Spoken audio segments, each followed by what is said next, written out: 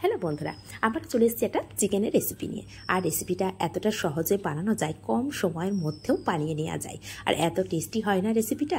সেই জন্য স্কিপ না করে সম্পূর্ণটা দেখার অনুরোধ রইল। আর আমি এখানে চিকেন ব্রেস্ট ব্যবহার করেছি। তোমরা চাইলে বাড়িতে রান্নার জন্য যে চিকেন আসে তার থেকে বোনলেস চিকেন যেগুলো পিস থাকে সেটাও ছোট ছোট টুকরো করে কিন্তু এই রেসিপিটা যখনই মন চাইবে তখনই রেডি করে নিতে পারবে। তাহলে স্কিপ না করে সম্পূর্ণটা দেখার অনুরোধ রইল। তো এখানে আমি চিকেনের দুটো ব্রেস্ট পিস নিয়ে নিয়েছি, নিয়ে এখানে ভালো করে একটু ধুয়ে নিয়েছি। নিয়ে এখন এটাকে ছোট ছোট টুকরো টুকরো করে কেটে নেব। আর কিভাবে কাটছি সেটা তো অবশ্যই দেখিয়ে দিচ্ছি। তো এখানে এইভাবে যখন কাটতে যাচ্ছি দেখছি দেখা যাচ্ছে না, সেই জন্য আমি একটু এইভাবে করে ধরে নিলাম, উল্টো করে ধরে নিয়ে এখন পিসটাকে এইভাবে কেটে নেব। আর কতটা পাতলা বা কতটা মোটা করছি সেটা তো অবশ্যই দেখাচ্ছি। আর দেখো চপারটাকে কিন্তু একটু ক্যারাচেভাবে ধরেছি, আর ধরে এখন হাতে নিয়ে দেখিয়ে দিচ্ছি। ক্যারাচেভাবে ধরলে কি হবে, এই চিকেনটা একদম পাতলা করে কাটা যাবে, এতে করে ভাজার সময়টা খুব কম লাগবে। এখন এইভাবে সমস্তটাই আমার কাটা হয়ে গেছে। এখন এই চিকেনটাকে একটা বাটির মধ্যে তুলে নিচ্ছি। তুলে নিয়ে ভালো করে আবারও 1 থেকে 2 বার ধুয়ে নেব। নিয়ে এখন দিয়ে দেবো একে একে মশলা। তো প্রথমে দিয়ে দিলাম একটা ডিম, আর এখানে দিয়ে দেবো 1 চামচের আদা রসুনের পেস্ট, এখানে 1/2 চামচ গরম মশলা গুঁড়ো, দিয়ে দেবো 1/2 চামচ ধনে গুঁড়ো, 1/2 চামচ জিরে গুঁড়ো, দিয়ে দিলাম 1/2 চামচ লঙ্কা গুঁড়ো। আর লঙ্কার পরিমাণটা অবশ্যই একটু তোমরা বুঝে দিও, যে যেমন লঙ্কা খেতে পছন্দ করো সেইভাবে দিয়ে দিতে ভালো হয়। এখানে দিয়ে দিলাম স্বাদ অনুযায়ী লবণ। এখন এই মাত্র এই কটা উপকরণ দিয়ে কিন্তু আমি ভালো করে মিশিয়ে নেব। আর এখানে বলে রাখি, এটা টেস্ট কিন্তু একরকম। আর আমি সবসময় হাতের কাছে যে মশলা থাকে সেটা দিয়ে বানানোর চেষ্টা করছি, সেই জন্য কিন্তু কম মশলা দিয়েছি। এখানে যদি হালকা করে 1/2 চামচ সয়া সস, 1/2 চামচ টমেটো সস আর 1/2 চামচ যদি এখানে চিলি সস দিয়ে যেত, এর টেস্ট কিন্তু আবার অন্যরকম হতো। তো এখন আমি ঘরে থাকা উপকরণ দিয়ে যেহেতু বানাচ্ছি, সেজন্য আমি এই কটা দিয়েই দেখিয়ে দিলাম। এই কটা উপকরণ দিয়েও কিন্তু দুর্দান্ত টেস্ট হয়, সেই জন্য এইভাবে একবার হলেও বানিয়ে দেখতে পারো। তো এটাকে একটু 5 থেকে 10 মিনিট রেস্টে রাখবো। তার মধ্যে আমি একটা উপকরণ রেডি করব। সেটা হলো, এখানে আমি 1/2 কাপ মতন ময়দা ব্যবহার করেছি। আর এটা রেডি করতে করতেই যতটা রেস্ট পেয়েছে চিকেনটা। আর দিয়ে দেব 2 চামচ কর্নফ্লাওয়ার বা কর্নস্টার্চ। আর এখানে দিয়ে দিলাম একটু বেশি ক্রিস্পি যাতে হয় তার জন্য 2 চামচ চালের গুঁড়ো বা চালের আটা।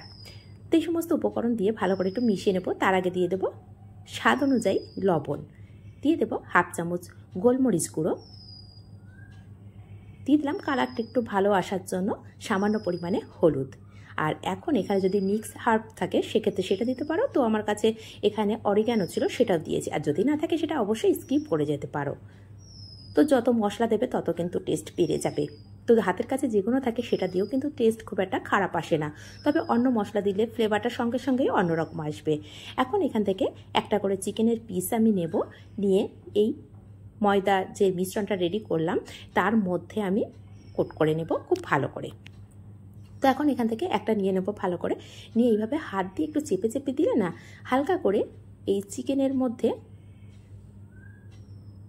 দেখো কেমন একটা এবড়ো খেবড়ো যে ভাবটা আসে সেটা কিন্তু এসে গেছে। এতে করে কী হবে, ভাজার পরে দেখতে খুব সুন্দর লাগবে। তো আমি আরও একটা নিয়ে দেখাচ্ছি। আর চিকেনের মধ্যে যখন ম্যারিনেট করেছিলাম অনেকটাই কিন্তু জুস রয়ে গেছে, সেই জন্য কিন্তু খুব ভালো করে কোট হয়ে যাচ্ছে।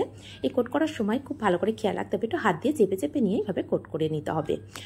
তো এখন সমস্তটা রেডি করে নিয়েছি। এদিকে গ্যাসের উপরে কড়া বসিয়ে দিয়েছি, দিয়ে তার মধ্যে পরিমাণ মতো তেল দিয়ে দিয়েছি। তেল দেওয়ার পরে এখন তেলটাকে খুব ভালো মতন গরম করে নিয়েছি, নিয়ে এখন ফ্লেমটাকে একদম লো করে দিয়েছি। দিয়ে একে একে চিকেনের পিসগুলোকে দিয়ে দিচ্ছি। দিয়ে এখন লো টু মিডিয়াম ফ্লেমে আমি 3 মিনিট রেখে দেবো।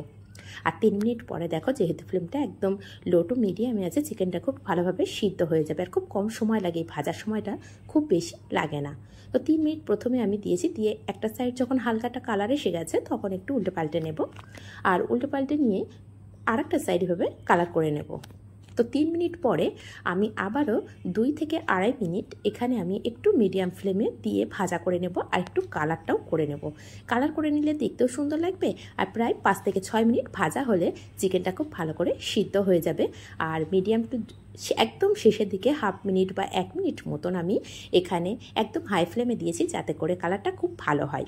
তাহলে প্রথমে আমি 3 মিনিট রেখেছিলাম, চিকেনটাকে একদম লো ফ্লেমে, তারপরে দিলাম 2 মিনিট মিডিয়াম ফ্লেমে, 2 থেকে 2.5 মিনিট, আর তারপরে দিলাম 30 থেকে 60 সেকেন্ড একটু হাই ফ্লেমে, যাতে করে কালারটা ভালো আসে। তো এখন রেডি হয়ে গেছে কত সুন্দরভাবে, আর কতটা সুন্দর চিকেনটা সিদ্ধ হয়েছে সেটাও দেখিয়ে দিচ্ছি। আর এটা কে কোথা থেকে দেখছো কমেন্ট করতে কিন্তু একদমই ভুলো না। যদি ফেসবুক থেকে দেখে থাকো অবশ্যই পেজটিকে ফলো করে রেখো, আর যদি ইউটিউব থেকে দেখে থাকো চ্যানেলটিকে সাবস্ক্রাইব করে পাশে থাকা বেল আইকনটি প্রেস করে রাখবে। যখনই কোনো নিত্য নতুন রেসিপি আপলোড করব সবার আগে পৌঁছে যাবে তোমার কাছে। তো দেখো এখানে ভেঙে আমি দেখিয়ে দিয়েছি। আর আমি এখানে টমেটো সস দিয়ে রেডি করে সার্ভ করে দেখিয়েছি। অবশ্যই তোমরা এখানে ধনেপাতার চাটনি দিয়েও রেডি করে খেতে পারো, খুব টেস্ট লাগে। আর এটা চাইলে টমেটো সস দিয়েও ভীষণ সুন্দর লাগে। তাহলে আজ এই পর্যন্ত, আবার আসবো অন্য কোনো রেসিপি নিয়ে।